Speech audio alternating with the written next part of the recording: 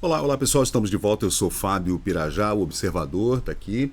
Opa, aqui, aqui o observador. A gente tem essa, né, dificuldade, né, quando a gente tá espelhado, né? Mas deixa eu colocar aqui para vocês essa coluna que eu vi no jornal O Globo de hoje. Foi hoje? Não, foi ontem. Domingo ontem. O Lauro Jardim, que é um desses articulistas e colunistas do jornal O Globo, né? Falando sobre esse incômodo que alguns ministros do STF estão tendo por conta dessas atitudes treslocadas, fora da lei. E tomadas à revelia dos colegas e também de forma monocrática do senhor ministro Alexandre de Moraes, né? E existe um incômodo dentro da corte, né, gente? Então, a gente não sabe. São conversas de bastidores, né? Segundo fontes do jornalista Lauro Jardim. Há relatos, então, desse desconforto de forma muito reservada. É claro que deve haver também muita inveja, né? Porque o Alexandre de Moraes, dentro dessa bolha da esquerda, ele é o cara, né? Ele é o cara, ele está defendendo a democracia, ele está defendendo a república, ele está defendendo as instituições, ele está defendendo a Constituição, mesmo que tenha se apegado aos princípios, né? E não à lei, do jeito que está escrito na Constituição.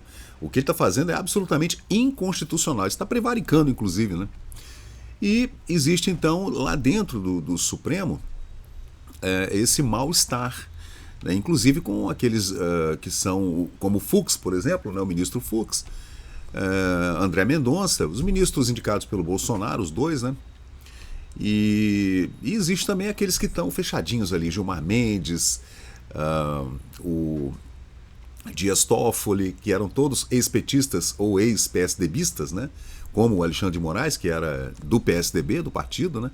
É uma coisa que, na minha opinião, não podia acontecer jamais, gente. Um cara que já foi do partido, de algum partido, ele não pode estudar para um concurso para juiz e ser e entrar para dentro da máquina pública como juiz, né? O cara acabou de sair de um partido político, gente. Como é que ele pode estar julgando alguma coisa? É absolutamente incongruente, né? Eu sou contra, absolutamente contra. A indicação também de um presidente da República estar indicando ministros para a Corte Suprema, eu também sou contra. Eu não sei qual seria a alternativa. O que você acha? Comenta aí. Qual seria a eleição, talvez? E o tempo vitalício? Você acha que tá certo isso, de um juiz ficar até quase 80 anos de idade numa cadeira do Supremo? Não sei, né?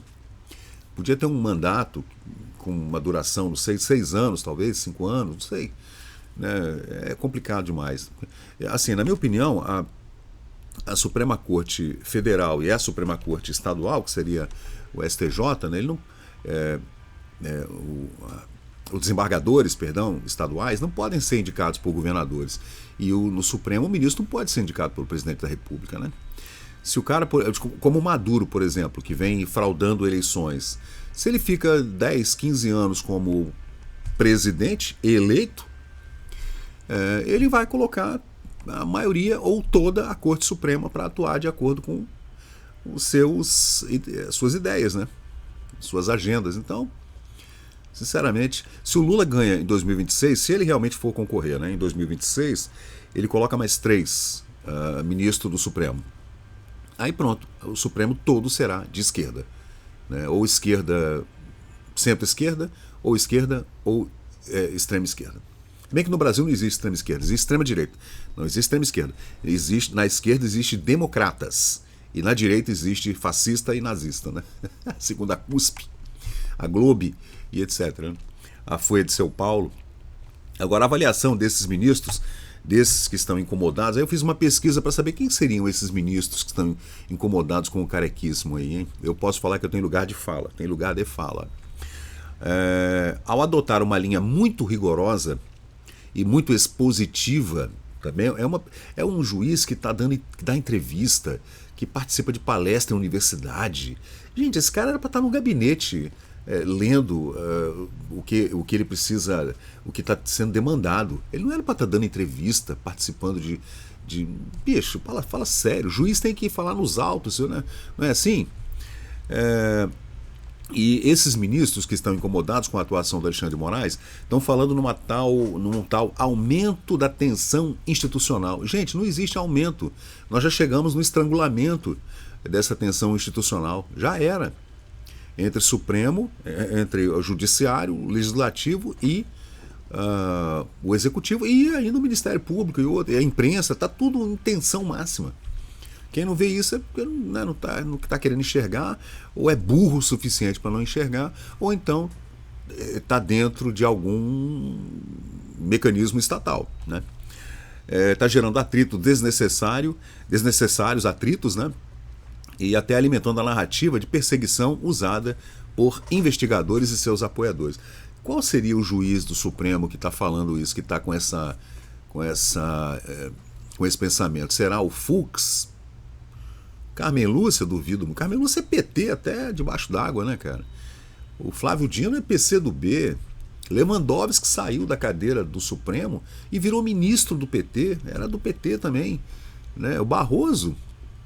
Gente, é tudo petista, esquerdista, comunista, né? Por outro lado, segundo a matéria aqui, há também quem defenda que Alexandre de Moraes tenha agido com o rigor necessário, dado o tamanho e a gravidade dos ataques às instituições democráticas. Tá bom. Ataque à instituição democrática. Qual seria o maior instituto de uma democracia? Seria a Carta Magna, né? A Constituição que foi promulgada por constituintes eleitos pela população, por nós, cidadãos, né? Colocamos lá um deputado e ele fez parte de uma constituinte, de uma Assembleia Constitucional para a redação de uma nova Constituição. Nós fizemos isso em 1988. Eu votei em 1988 para a Assembleia Constituinte.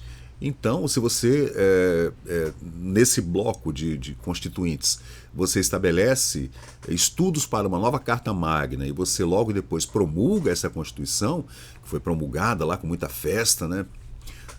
Na época estava lá o maravilhoso Ulisses Guimarães, né, que é chamado o pai dessa Constituição de 88, apesar de ser esquerdista também, mas ele levanta a Constituição e fala que aqui tal, né, a liberdade do povo brasileiro, a democracia e o país do futuro, que nunca chega, né? O Brasil é o país do passado, vamos combinar, né?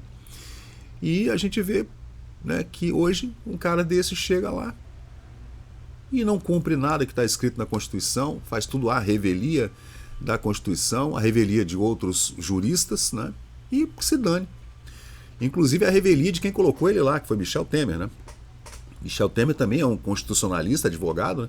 Constitucionalista especializado na Constituição brasileira, que ele ajudou a promulgar como deputado federal na época, e está aí. Que se dane, ele faz o que ele quer. Apoiado pela mídia, apoiado por uma elite esquerdista que está aquartelada ali pelo Leblon e pela Avenida Faria Lima em São Paulo, esses Faria Limers, né? E o pessoal do Leblon ali, junto com o povo da cultura, essa coisa, né, estranha pra caramba. E o inquérito, né, esse inquérito das fake news, que foi aberto, um inquérito que nunca fecha, nunca vi um inquérito que nunca fecha, envolve figuras de alto escalão, inclusive o ex-presidente da República, o Jair Bolsonaro. Naturalmente é um tema muito delicado e a forma como é conduzido sempre vai criar controvérsia, segundo alguns ministros. Outros acham que há muito rigor nessa coisa. Aí eu fiz uma pesquisa aqui para saber quem seriam esses ministros, né, gente? São informações de bastidores, de fontes jornalísticas, é o tal rádio corredor, que corre ali pelo Congresso, que a gente não fica sabendo. A gente aqui, povão, que estamos aqui fora batalhando todo dia para pagar os boletos, a gente não sabe desses bastidores da República lá dentro do Congresso, nos corredores do Supremo, nos corredores do Palácio, né, do Palácio do Governo. Então, né, a gente tem que acreditar nessas fontes. Aqui é o Lauro Jardim e suas fontes. Você acredita no Lauro Jardim? É jornal O Globo. Vamos lá, está falando aqui que sugerem a Folha de São Paulo, o Globo e o Estadão. Estão dizendo aqui que sugerem que ministros como Gilmar Mendes e o Lewandowski, né, antes de se aposentar, se manifestaram em conversa privada preocupação com o endurecimento excessivo e os riscos para a imagem do STF. Eu não sei, Gilmar Mendes e Lewandowski, você acredita nisso? Eles temem que a atuação de Alexandre de Moraes possa ser vista como personalista, politizada. Claro que é, né? Claro que é uma vendetta, na verdade, né? Contra o Alan dos Santos. Gente, o que esse cara está fazendo contra o Alan dos Santos, que está refugiado nos Estados Unidos, e contra o Rodrigo Eustáquio, é colocar toda a máquina estatal para pegar duas pessoas, dois cidadãos. Jornalistas, os dois são jornalistas. E você fica assim, gente, como que pode, né? Uma pessoa usar da polícia, da força estatal policial, para perseguir dois cidadãos por conta de liberdade de expressão, que como nos Estados Unidos, por exemplo, é a primeira emenda, né?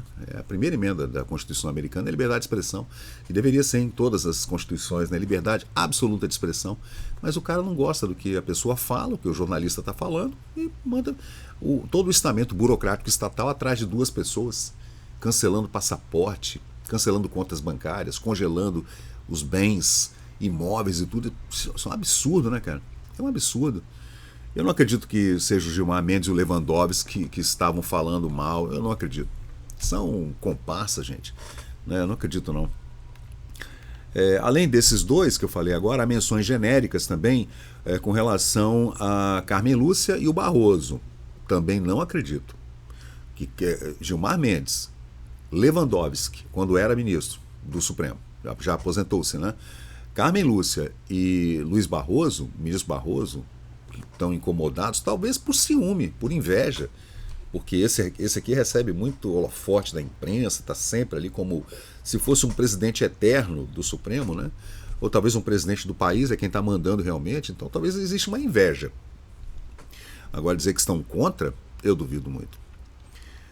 Barroso, por exemplo, já deu sinais públicos de apoio à defesa da democracia, mas evita expor diretamente opiniões sobre a conduta dos colegas. Não pode, né? Tá todo mundo com o rabo amarrado, tá um amarrado no rabo do outro. Ele vai falar o quê, né? Assim como o Senado, né? O Senado é o que tem prerrogativa constitucional de fazer algo contra desmandos, né, do Supremo, do Poder Judiciário, é o Senado, né? A Câmara Alta que pode fazer isso. E não faz nada por quê? Porque também está com o rabo amarrado em algum lugar. Gente, não tem como, né? É tudo off the record, como fala nos Estados Unidos, né? Como se falava, por exemplo, na imprensa americana nos anos 70, lá com aquele whistleblower, né, que detonou o governo Nixon, e o Nixon teve que renunciar por conta daquele garganta profunda, o Deep Throat. Né? Quem conhece a história de Watergate, né, do escândalo de Watergate, a gente sabe que são coisas do jornalismo, da investigação jornalística, que no Brasil é muito fraquinha, né? E a gente entende mais ou menos os bastidores e o rádio corredor do que corre, dessas fofocas todas que correm nesse rádio corredor. Mas infelizmente nesses lugares não passa o que a gente na iniciativa privada chama vulgarmente de passaralho. O passaralho ele vem, né, quando uma empresa está passando por dificuldades ou alguma modificação no rumo da empresa, no norte da empresa, ele passa um rodo e demite as pessoas. Né? A Globo, por exemplo, está demitindo direto, né? Todo ano demite um monte de gente. A Globo, a Folha de São Paulo também, a Foice de São Paulo também demitiu um monte de gente. Essas empresas grandes que demitem porque com a era da informação descentralizada, você tem que diminuir seus custos, né? Já no governo não, no governo isso não acontece. O cara fica lá pro resto da vida, recebendo salário, aumento pra caramba. Durante o carnaval, gente, eu estava lendo que no dia 28 de fevereiro houve uma votação no Congresso para aumento de ticket refeição, ticket alimentação. Houve vários aumentos para funcionários públicos federais de alto escalão. Vários aumentos. Parece que teve um aumento de R$ 1.700 em vale alimentação, vale refeição para funcionários do Senado, da Câmara, né? Depois eu vou fazer um vídeo vou escarafunchar aqui nos alfarrábios, né, para ver se eu encontro alguma coisa sobre essa votação que foi feita durante o Carnaval, né? E é isso aí. O passaralho nunca vai passar o passaralho no Supremo, gente, nunca. Então o cara tá lá, né, tomando decisões monocráticas, decisões particulares, né, como aquela decisão que ele tomou de prender, teoricamente, a família com quem ele teve uma briga de aeroporto na Itália, né? Você vê que é uma coisa absolutamente feita pessoal, né? O cara pega, utiliza do seu poder, do seu cargo, né, para poder pegar uma família que estava numa briga de aeroporto, que aeroporto o nego briga direto, né? Sempre tem briga de aeroporto. Quem entra na sala VIP, quem não entra, quem fura fila, quem não fura, quem pode embarcar, quem não pode. Você embarcou uma mala, mas você queria ficar com a mala. Sempre tem briga, discussão. Entre passageiros e entre companhia aérea e passageiros. Sempre tem briga. E o cara, durante uma briga dessa, vai lá e coloca a Polícia Federal para prender uma família inteira. Bicho, olha, sinceramente, hein? Que democracia, hein?